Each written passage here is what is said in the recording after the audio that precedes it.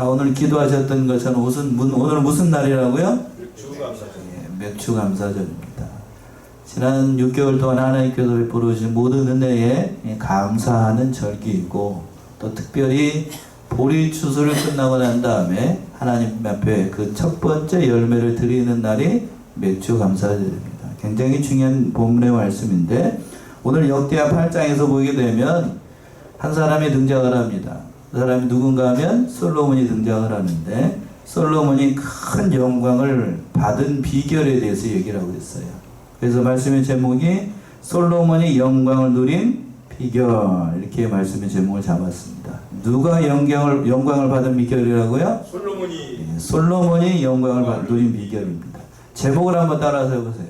솔로몬이 영광을 누린 비결.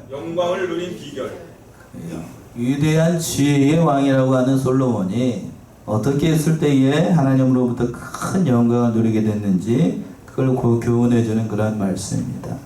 본문의 말씀 제목에 있는 것처럼 여호와 하나님 앞에 바른 신앙을 할 때에 하나님께서 전무후무한 지혜를 주시고, 또 그와 더불어서 큰 영광을 누리게 됐다는 사실을 기록한 본문의 말씀입니다. 즉 솔로몬이 모세의 명을 쫓아 번제와 각종 절기를 잘 지켰기 때문에, 또한 그의 부친이었던 다윗의 정하였던 그 모든 규례를 쫓아가지고 제사장들과 레위인에게 종교적인 조직을 다 정비를 하고 경건하게 예배를 드렸습니다. 그리고 마지막으로 솔로몬이 성전 건축을 빈틈없이 아무런 결점이 없이 다 완공하자 하나님께서 그에게 영육간의 복을 주시고 전무후무한 영광을 누리게 하셨던 거예요. 그러니까 솔로몬이 이 하나님 앞에서 처음 먹었던 그거를 끝까지 잘 이주했을 때에 이렇게 하나님께서 복을 주셨다는 겁니다. 첫 번째 말씀이 12절과 13절에 있는 것처럼 모세의 명을 쫓아 여호와께 번제를 드리고 절기를 잘 지켰기 때문에 솔로몬이 영광을 누리게 됐던 거예요. 12절 먼저 보시면 12절. 솔로몬이 낭실 앞에 쌓은 여호와의 단 위에 여호와께 번제를 드리되, 예, 낭실 앞에 쌓은 여호와의 단 위에 여호와께 번제를 드렸다. 이 솔로몬이 여호와께 번제를 드릴 때에 그 낭실 앞에 쌓은 여호와의 단에서 드렸다라고 했는데, 이 단이 성전 앞에 쌓인 그 놋제단을 얘기를 합니다. 번제단, 놋으로 만든 번제단을 얘기를 해요. 즉 성전이 완성이 되자 솔로몬이 그 놋대전에서 여호와 하나님 앞에 번제를 드렸다라는 거예요. 자, 13절 보시면 또 그것뿐만 아니고 13절. 모세의 명을 쫓아 매일에 합의한 대로 안식일과 월삭과 정한 절기 곧 1년의 새 절기 무교절과 칠칠절과 초막절에 드렸더라. 예, 모세의 명을 쫓아 매일이 합의한 대로 이렇게 예금인데, 모세의 율법에 따르게 되면 하루에 2번씩 번제와 소제를 드리라고 했습니다. 또 번제를 드릴 때에는 아침과 저녁으로 어린 양을 잡아가지고 하나님 앞에 드리라고 했는데, 솔로몬이 그 모세의 명을 쫓아가지고 하나님 앞에 성실하게 온 정성을 다해서 하나님 앞에 제사를 드리고 번제를 드렸다라고 하는 거예요. 오늘날로 얘기하면 하나님 앞에 매일 아침 저녁으로 뭘 드렸다는 얘기죠? 예배를 드렸다는 거예요. 예배로 시작해서 예배로 끝나는 그러한 삶을 살았다는 겁니다. 그리고 또 거기서 끝난 게 아니고 그 하반절에서 그랬죠. 안식일과 월삭과 정한절기 곧 1년의 새 절기가 뭐예요? 무교절과 칠칠절과 초막절을 지켰습니다. 그러니까 솔로몬 왕이 그 성전이 완성되고 난 다음에 모세가 정해진 그 모든 율법에 따라서 매일 아침마다 아침과 저녁으로 하나님 앞에 번제를 드리고, 그것뿐만 아니고 또 안식일을 지키고, 안식일 지금의 무슨 절기죠? 주일이죠, 주일을 잘 지키고, 그것뿐만 아니라 또 월삭, 특별히 정한 한 달에 한 번씩 그런 제사가 있었던 것 같아요. 그 제사도 하나님 앞에 또 드리고, 또 그리고 매년 3차에 걸친 절기도 하나님 앞에 성심으로 지켰던 거예요. 그 모세의 율법에 따르게 되면 특별히 새 절기를 잘 지키라고 얘기했는데, 솔로몬이 이 새 절기는 온 정성을 다해서 하나님 앞에 또 특별히 제사를 드리면서 하나님 앞에 예배했던 겁니다. 출애굽기 23장을 한번 가보세요. 출애굽기 23장 14절에서부터 17절 모세가 이렇게 얘기했어요. 출애굽기 23장 14절 17절.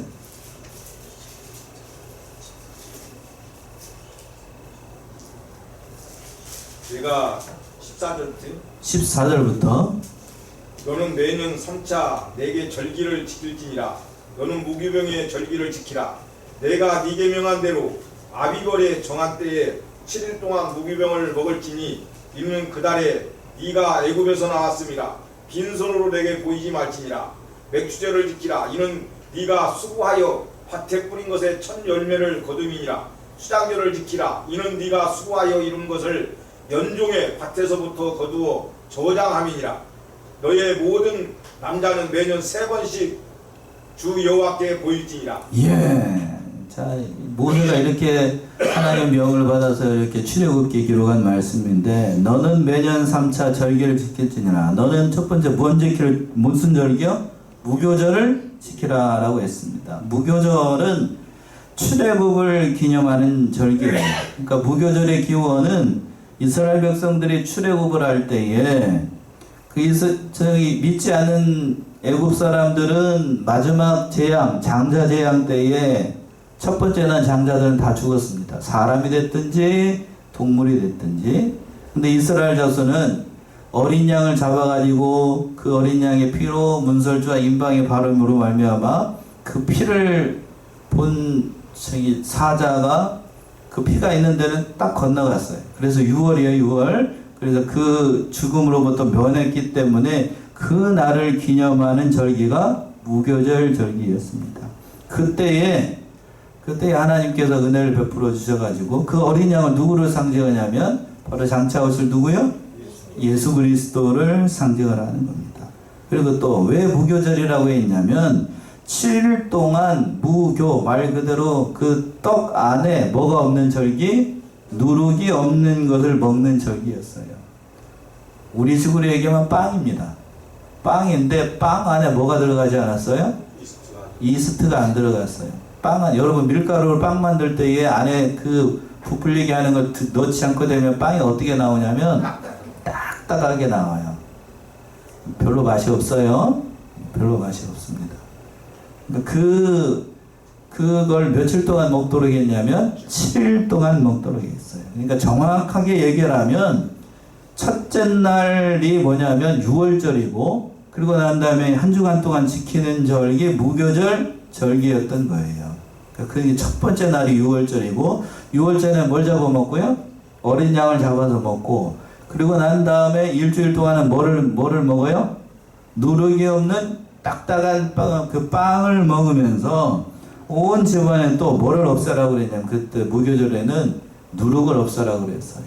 누룩이라고 하는 건 성경에서 보통 죄를 상징을 하는데, 그러니까 하나님께서 이렇게 무교절 절기라고 지키라고 한 이유는 너희가 어떻게 해서 하나님의 은혜로 말미암아 구원을 얻었는지를 잊지 말고, 특별히 너희 가운데 있는 뭐를 제거하라?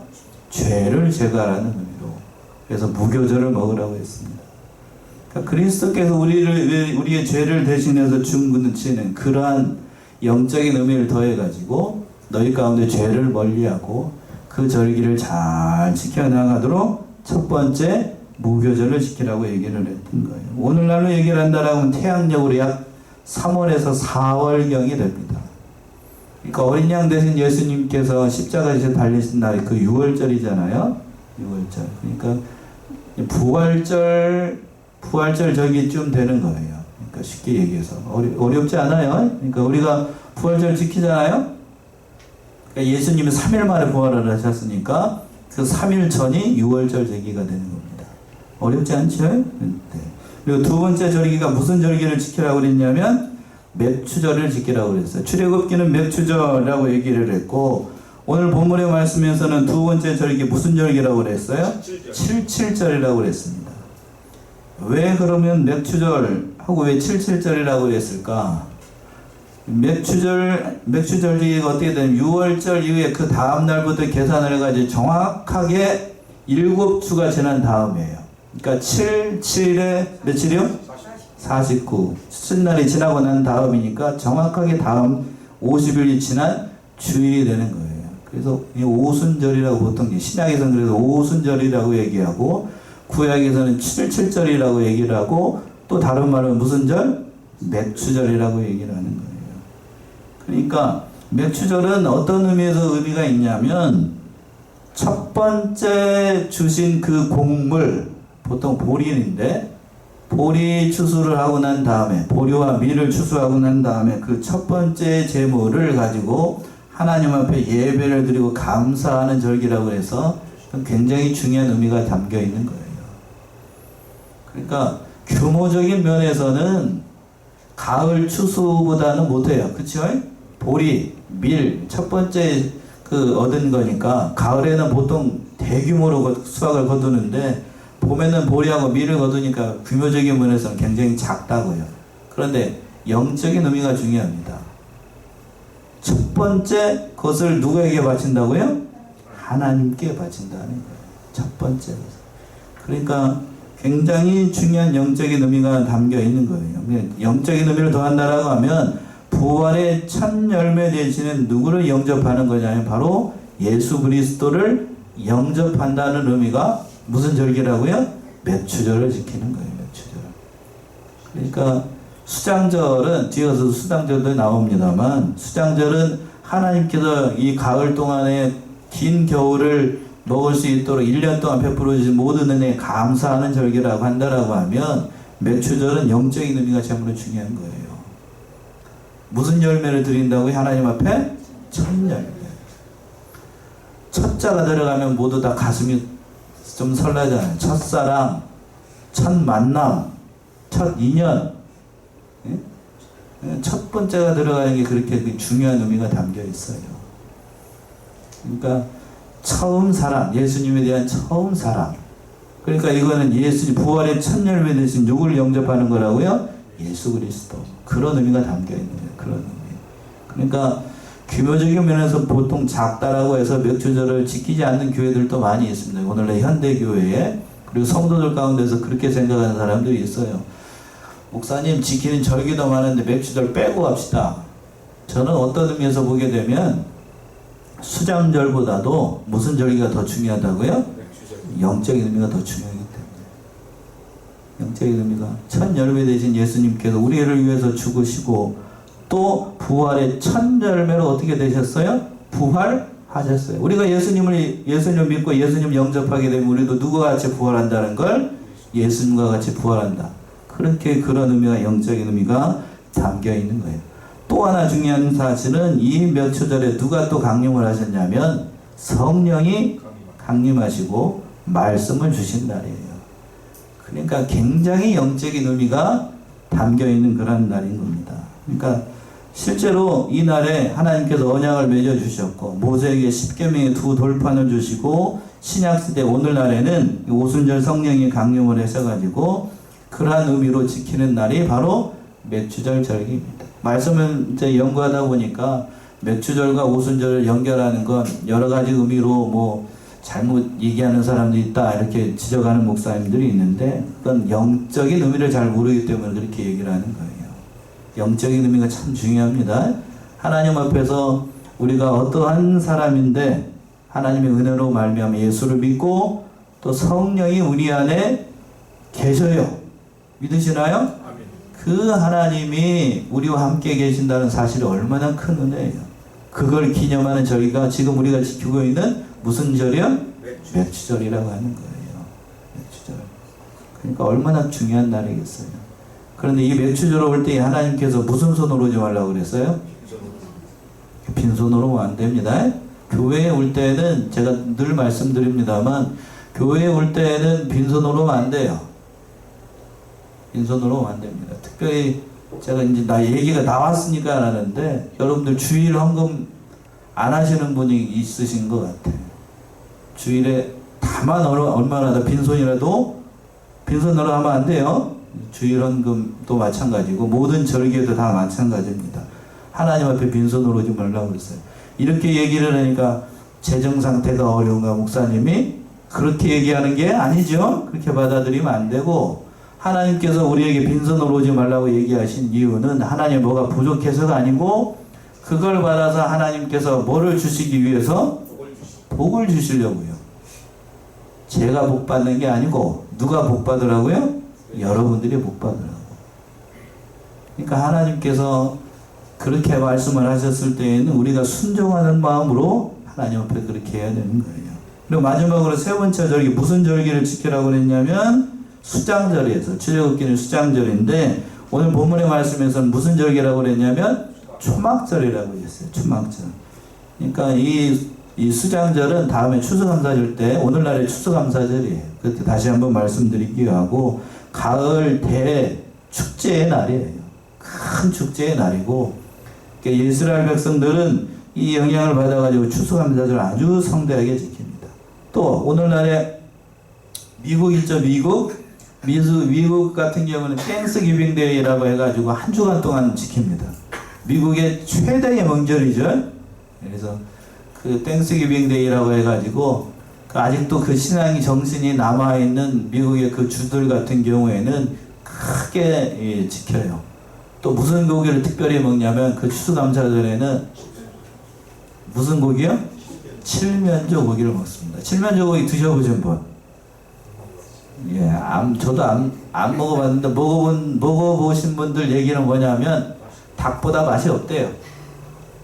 닭보다 퍽퍽하고 별로 맛이 별론데 그런 의미가 중요한 게 아니고 하나님께서 그 은혜를 베풀어 주신 것. 그 신앙만 지키기 위해서 아메리카 대륙으로 넘어갔는데 하나님께서 마지막 그 추수감사절을 지킬 수 있도록 은혜를 주신 것에 대해서 감사하는 의미로 감사절 세 가지 절기를 지켰습니다. 오늘 본문의 말씀에서 솔로몬이 하나님 앞에 제사를 드리고 예비하는 일을 먼저 하고 그 모든 절기는 하나님 앞에 잘 지키니까 하나님께서 하나님의 일뿐만 아니라 자기가 하는 모든 일, 솔로몬이 하는 모든 일들에 복을 주셨던 거예요. 그러니까 처음에 솔로몬이 하나님 앞에 모세의 율법을 따라서 말씀을 잘 지켰더니 그 신앙과 모든 행위를 보시고 하나님께서 복을 베풀어 주셨다는 거예요. 그러니까 우리가 생활이 부유해지고 평안해질수록 더욱더 하나님 앞에 우리가 감사해야 됩니다. 아멘이십니까? 잘 되게 하셨을 때 우리가 교만해지지 말고, 내가 잘했느니, 오늘 기도도 그렇게 하셨는데 내가 잘나서 잘난 게 아니고 누가 은혜를 주셨기 때문에요? 하나님이 은혜를 주셨기 때문에 우리가 이런 은혜를 누리는 줄 알고 우리는 신앙생활 하면서 교만해지면 안 됩니다. 절대로 교만하지면 안 돼요. 교만은 실력을 배경으로 하고 풍요로움을 배경으로 해서 나타나게 되는데, 참 잘되고 형통할 때에 믿는 사람들, 세상 사람들도 다 마찬가지예요. 믿는 사람도 마찬가지고, 그렇게 되면은 자기가 나오기 쉽고 자기 배경이 나오기가 쉽고 그렇게 되더라고요. 저도 그렇고 여러분들도 마찬가지예요. 잘되고 형통할 때 우리는 누구를 바라봐야 된다고요? 나를 바라보지 말고 누구를? 하나님 바라봐야 돼요. 하나님 바라봐야 돼요. 처음에 솔로몬이 그렇게 이게 성전을 건축하고 그 모든 일들을 할 때에 잘했어요. 그런데 끝까지 갔으면 좋겠습니다. 여러분이 솔로몬의 결론을 더 잘 아시겠지만 끝까지 가지는 안 했습니다. 자, 두 번째는 14절과 15절에 있는 것처럼 붙인 다윗의 정규를 쫓아서 예배를 하나님 앞에 잘 드렸어요. 14절 보시면 솔로몬이 또 그 붙인 다윗의 정규를 쫓아 제사장들의 반차를 정하여 섬기게 하고 레위 사람에게도 그 직분을 맡겨 매일의 합의한 대로 찬송하며 제사장들 앞에서 수종 들게 하며 또 문지기로 그 반차를 쫓아 강문을 지키게 하였으니 이는 하나님의 사람 다윗이 전에 이렇게 명하였습니다. 예, 그렇습니다. 14절에서 솔로몬이 또 그 붙인 다윗의 무엇을 쫓아? 정규를 쫓아.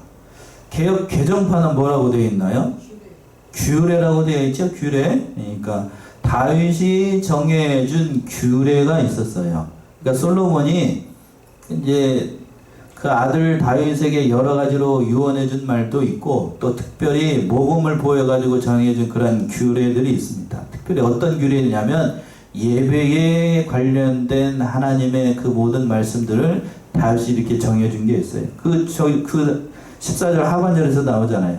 제사장의 반차를 정해가지고 하나님을 섬기게 했고 또 레위 사람에게도 그 직분을 맡겨가지고 매일 합의한 대로 찬양대를 세웠다는 거예요. 찬양대.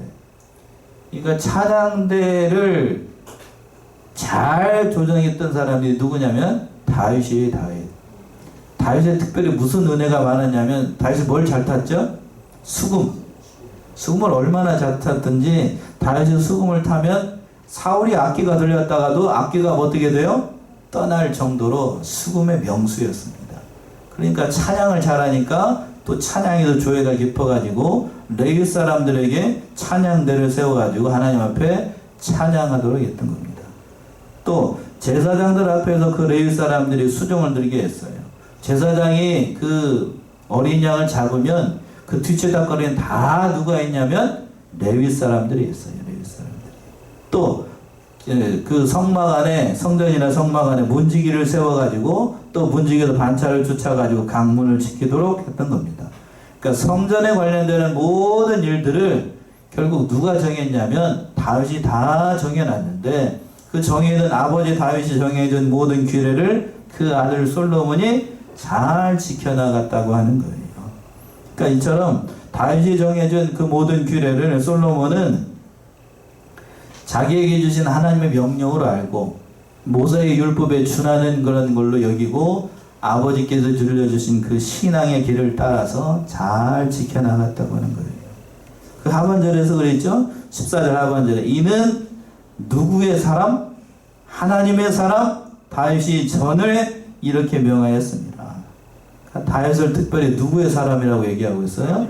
하나님의 사람. 자, 얘기가 잠시 저기 하겠습니다만 하나님의 사람이다. 성경에서 보게 되면 하나님의 사람이다 라고 불린 사람들이 몇 사람이 있습니다. 다윗이 그렇고 또 누가 그랬죠? 구약의 가장 큰 위대한 선지자라고 지칭한 누구? 모세. 그리고 또 역대기에서 보게 되면 몇 사람이 더 있는데 대표적으로 좀 두 사람이 들고 있어요. 다윗을 하나님의 사람이라고 얘기를 했다라고 하는 건 큰 은혜를 받은 사람이라는 의미가 담겨 있어요. 그렇다라고 하면 여러분들은 하나님의 사람인가요? 아멘 한 사람만 복 받을지어다. 근데 하나님의 사람이라고 얘기하기가 좀 부끄러운 게 사실이죠. 예. 양심이 있는 사람이라고 하면 하나님의 사람이라고 말 못해. 그러나 우리는 영적인 의미로 단다라고 하면 우리는 누구를 믿었죠? 예수를 믿어서 하나님의 백성이 되었으니 우리도 법적인 의미로 누구의 사람이에요? 하나님의 사람이죠. 그러니까 우리는 그러한 긍지와 자부심을 가지고 이 세상에 살아야 됩니다. 우리는 마땅히 하나님의 사람이에요. 비록 저문 열고 나가면 하나님의 사람이 아닌 것처럼 행동을 해서가 문제지만 하나님의 사람이에요. 하나님의 사람. 그러니까 하나님의 사람 다윗이 전에 이렇게 명하였다는 말씀을 따라서 그 다윗 그 아들이었던 솔로몬이 하나님께 그 모든 일들을 잘 지켜나갔던 거예요. 이렇게 부친의 명령과 신앙의 본을 따라서 그 신앙의 일을 돌아가니까 하나님께서 다윗이 누렸던 부귀와 영광을 성경에서는 전무후무한 영광과 번영을 누구에게 허락하셨냐면 솔로몬에게 허락을 하셨어요. 그리고 또 15절 보시면 15절 제사장과 레위 사람이 국고 일에든지 무슨 일에든지 왕의 명한 바를 다 어기지 아니하였더라. 예, 제사장과 레위 사람이 국고의 일에든지 무슨 일에든지 왕의 명한 바를 다 어기지 아니하였다. 무슨 일이든지 왕이 명한 바를 다 어기지 않았다라고 얘기하고 있는데 이건 제사장과 레위 사람들이 이 솔로몬이 명해준 그 모든 말씀들을 다 순종한 거예요. 절대적으로 순종했다는 의미인데 왜 그렇게 했을까? 누가 먼저 그 말을 지켰으니까요? 왕이 지켰으니까. 솔로몬이 아버지의 규례를 하나님의 명령으로 알고 먼저 솔선수범해서 잘 지켜나가니까 신하들도 따라가지 않을 수가 없었던 거죠. 그러니까 집안이 잘 되려고 하면 누가 먼저 본이 되어야 되냐면 아버지가 먼저 본이 되어야 되고 어머니가 먼저 본이 되어야 됩니다. 그러면 당연히 누구도 따라와요? 자식들도 따라와요. 근데 내가 하나님 앞에 바로 하지 못하면 당연히 자식들도 바로 하지 못해요. 갑자기 어떤 일화가 생각이 나네요. 바닷가에 사는 개 알죠? 개. 밖으로 개 말고 안으로 개, 발 달린 거 있죠? 10개 달린 거. 근데 엄마 개가 아기 개들이 자꾸 옆으로 가는 게 못마땅해 해가지고 나 하는 것처럼 보면서 나처럼 따라하라고 그랬어요. 그래서 그냥 엄마가 쭉 갔는데 어떻게 갔다고요? 자기도 옆으로 가. 앞으로 가지 못하고. 자기도 옆으로 가는데 자기 자식들이 똑바로 가기를 바라는 건 그건 안 되는 얘기죠. 지금 다윗의 모델을 따라서 오늘 본문의 말씀에 등장하고 있는 솔로몬도 모세의 명뿐만 아니라 아버지의 명령을 하나님의 명령을 알고 잘 지켜나가고 있으니까 그 밑에 따라했던 모든 제사장들과 레위 사람들이 무슨 일을 하든지 국고의 일을 하든지 무슨 일을 하든지 왕이 명한 바를 잘 지키고 그 안에 따르는 거예요. 그러니까 집안이 잘 되려고 하면 부모님이 잘 신앙생활을 잘하는 거고 나라이 잘 되려고 하면 왕부터 잘해야 됩니다. 왕부터 잘해야 돼요. 그러니까 밑에 사람들이 잘 따라갔던 거예요. 끝까지 이 길을 걸어 따라가면 참 좋을 것인데 이 다윗이 그 신앙의 길을 솔로몬에게 물려주고 솔로몬도 그 조상이 물려준 아버지가 물려준 길을 따라가니까 하나님께서 복을 주셨던 겁니다. 그러니까 신앙의 길이라고 하는 건 새로운 길을 가는 게 아니에요. 자, 예레미야 6장을 한번 가보세요. 예레미야 6장 16절 17절.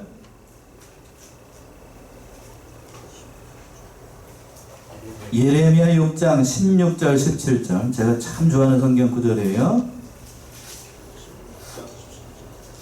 예레미야 6장 16, 17. 여호와께서 이같이 말씀하시되 너희는 길에 서서 보며 옛적 길 곧 선한 길이 어디인지 알아보고 그리로 행하라. 너희 심령이 평강을 얻으리라.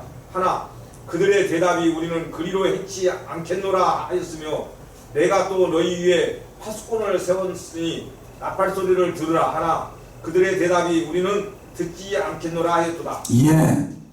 자 보세요. 제가 참 좋아하는 성경 구절인데 예레미야 6장 16절 보시면 여호와께서 이같이 말씀하시되 너희는 길에 서서 보라. 무슨 길이요? 무슨 길을 보라고요? 새로운 길? 옛적 길. 옛적 길이 또 어떤 길이라고 그랬어요? 선한 길. 거기다 동그라미 2개 하셔요. 옛적 길, 곧 선한 길. 어디인지 알아보고 그리로 행하라. 그리하면 너희 심령이 뭐를 얻는데요? 평강을 얻을 것이라. 그러니까 조상에 물려진 그 신앙의 길이라고 하는 그 길을 따라서 가게 되면 그 길이 너에게 선한 길이 되고 생명의 길이 되고 심령의 평강을 주는 길이 될 것인데 이렇게 말씀해도 불구하고 이스라엘 백성들이 그 길을 따라갔다고요? 안 따라갔습니다. 그리고 또 17절에서 그랬죠. 내가 또 너에게 무엇을 세웠다고 그랬어요? 파수꾼을 세웠는데 파수꾼이 나팔 소리를 들려주면 그 나팔 소리에 경계를 받아서 그 길을 따라가야 될 것인데 그 백성들은 그 길을 따라가지 않았습니다. 예, 듣지 않겠대요. 하나님 말씀 듣지 않겠대요.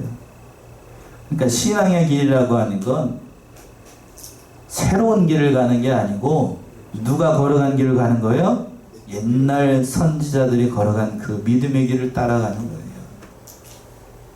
그게 이 선한 길이라는 사실을 알아야 됩니다. 다윗이 그 길을 따라갔고 그 아들 솔로몬이 다윗이 보여줬던 그 옛적 길, 선한 길, 신앙의 길을 따라갔을 때에 하나님께서 뭐를 주셨다고요? 처음에 복을 주셔가지고 전무후무한 복을 주셨어요. 그러니까 초년의 솔로몬이 그 신앙의 길을 걸어갔다는 겁니다.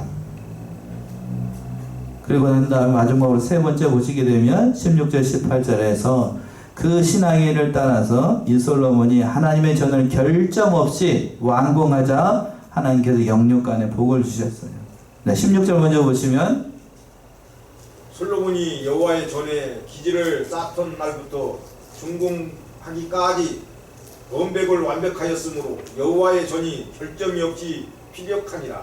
예, 솔로몬이 여호와의 전에 기지를 쌓던 날부터 준공하기까지 번백을 완비하였으므로. 개역 성경 번역이 조금 어렵게 번역이 된 것 같은데 개역 개정판 한번 읽어보시겠습니까? 16절. 솔로몬이 여호와의 전에 기초를 쌓던 날부터 준공하기까지 모든 것을 완비하였으므로. 예, 거기까지요. 번역 조금 더 쉽죠? 예, 솔로몬이 여호와의 전에 뭐를 넣었을 때? 기초를 쌓은 날부터 준공할 때까지 모든 것을 어떻게 함으로? 완비하였으므로. 그러니까 솔로몬이 성전을 건축하는 그때부터 철저하게 준비를 해가지고 성전 건축을 완전하게 결점이 없이 다 마무리했다는 얘기입니다. 그러니까 철저하게 준비를 했어요. 물론 그 왕이었던 그 부친이었던 그 다윗이 모든 것을 다 준비를 했고 그 준비한 것에 더해서 솔로몬이 그 모든 일들을 잘해서 하나님의 성전을 건축을 했던 거예요. 그러니까 아무 결점 없이 아무 공정하는 모든 일들의 결점이 없이 성전 건축을 잘 했다고 하는 거예요. 이와 같이 우리가 보이는 성전이든지 보이지 않는 성전이든지 하나님의 성전을 건축을 할 때 뭐가 없이 건축을 해야 된다고요?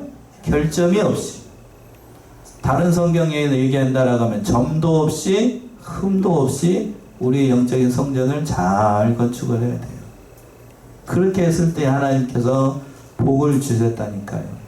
끝까지 믿음의 길을 걸어간다라고 하면 하나님께서 그 마땅히 복을 주시는 거예요. 제가 또 좋아하는 성경 구절이 시편 119편입니다. 한번 봅시다. 시편 119편 33절 34절 이거 다 찾아보셔요. 굉장히 중요한 성경 구절이에요. 시편 119편 33, 34 여호와여 주의 윤례의 도를 내게 가르치소서. 내가 끝까지 지키리이다. 나로 깨닫게 하소서. 내가 주의 법을 준행하며 전심으로 지키리이다. 예. 자, 우리 합독합시다. 안 찾으신 분 알 수 없고 시편 119편 33, 34 여호와여 주의 율례의 도를 내게 가르치소서. 내가 끝까지 지키리이다. 나로 깨닫게 하소서. 내가 주의 법을 준행하며 전심으로 지키리이다. 참 귀한 말씀입니다. 뭐라고 그랬냐면 여호와여 주의 율례를 내게 가르치소서. 내가 어느 때까지 지킨다고요? 끝까지 지킨다. 이 말이 참 중요하겠죠. 어느 때까지? 끝까지. 처음만? 처음에 시작할 때만? 끝까지? 그리고 또 뭐라고 그랬냐면 나를 깨닫게 하소서. 하나님 말씀을 깨닫게 하소서. 내가 주의 법을 준행하며 어떻게 지키리이다? 전심으로 지키리 있습니다. 끝까지 전심으로. 이렇게 지키면 하나님께서 복을 주시겠어요? 안 주시겠어요? 주시지요. 처음에 솔로몬이 그런 자세로 하나님 앞에 예배를 드리고 모든 일들을 잘 했어요. 그 안에서 하나님께서 복을 주십니다. 17절 18절 그때 솔로몬이 에돔 땅의 바닷가 에시온게벨과 에롯에 이르렀더니 후람이 그 신복에게 부탁하여 배와 바닷길을 이는 종들을 보내매 저희가 솔로몬의 종과 함께 오빌에 이르러 거기서 금 450달란트를 얻고 솔로몬 왕에게로 가져왔더라. 예, 때에 솔로몬이 에돔 땅의 바닷가 에시온게벨과 에롯에 이르렀다. 여기서 시작을 할 때 17절 시작을 할 때 무슨 말로 시작하고 있습니까? 때에. 오늘 말씀에서 가장 중요한 말은 그 말이에요. 두자 무슨 뭐라고요? 때에. 이게 때라는 말은 어느 때를 얘기하는 건데 어느 때를 얘기를 하겠어요? 앞에서 솔로몬이 그 모든 말씀들을 잘 지키고 순종했을 때에 하나님께서 이렇게 복을 주셨다고요. 그러니까 이 솔로몬의 성전 건축을 잘 마무리하고 모세의 명을 따라서 모든 일들을 행하고 그 부친의 길을 따라서 모든 신앙의 길을 걸어갔을 때에 하나님께서 영육간에 복을 주셨다고요. 특별히 오늘 본문의 말씀에서는 외교적으로 크게 성경을 걷어가지고 금을 몇 달란트를 얻었냐면 금 450 50달란트. 몇 달란트? 450달란트. 450달란트 하니까 여러분 감이 잘 안 오시죠? 계산이 어디고요? 예? 450달란트 하니까 얼마나 큰 액수인지. 그럼 한 달란트가 지금 키로수로 따지면 약 34kg예요. 한 달란트가 뭐 20에서 50kg 하는데 중간 좀 딱 잡고 34kg 정도 되는데, 그러면 450달란트니까 곱하기 450 해보세요. 34 곱하기 450, 제가 어제 계산을 했어요. 15,300kg입니다. 15,300kg. 지금 금시대, 지금 그러면 이것도 잘 감이 안 오니까 지금 시가로 한번 따져볼게요. 지금 제가 어제 검색을 해봤어요. 7월 1일 기준으로 해가지고 금 1kg 골드바가 이러면 있으면 좋겠죠. 1kg짜리 골드바 아시죠? 그 골드바가 지금 8,100만원 정도 해요. 제가 얼마 전에 봤을 때, 몇 년 전만 봤을 때도 5천이 넘는 것 같았는데 지금 8,100이더라고요. 그걸 현물로 살려고 하면 더 비싸고, 지금 검색해 보세요. 8,100, 8,200 정도 되는 것 같은데, 그러면 15,300 곱하기 8,200만 원을 해야 되잖아요. 얼른 해보세요. 이게 얼마나 나오는가? 제가 어제 계산을 해봤어요. 현재 시가로 1조 조가 넘어. 저 뭐 1조 3천억 정도 돼요. 무역 한번 하나님 말씀 순종을 했더니 하나님께 이렇게 많은 부귀와 영화를 누려드리겠어요. 지금도 1조 그러니까 굉장히 큰 금액이죠. 옛날 시대에 1조다. 예, 나라를 사고도 남아요. 예, 어마어마한 금액인 거예요. 어마어마해요. 그러니까 하나님께서 하나님 말씀을 순종하는 자에게 이렇게 영육간에 복을 주신다는 거예요. 그러니까 오늘 솔로몬이 영광을 누린 비결은 결국 한 가지예요. 누구의 명령을 순종했기 때문에? 하나님의 명령을 순종을 하고, 또 한 가지 부친이 가르쳐준, 부친 누구요? 다윗이 가르쳐준 그 믿음의 길을 걸어갔기 때문에 하나님께서 이렇게 큰 복을 주셨다는 사실을 깨닫고, 우리도 절기를 지키는 것을 단순히 그렇게 생각하지 말고 하나님께서 마땅히 우리에게 복을 주실 줄 알고 그 모든 일들을 잘 해나가는 저와 여러분들이 다 되시기 바랍니다. 기도하겠습니다.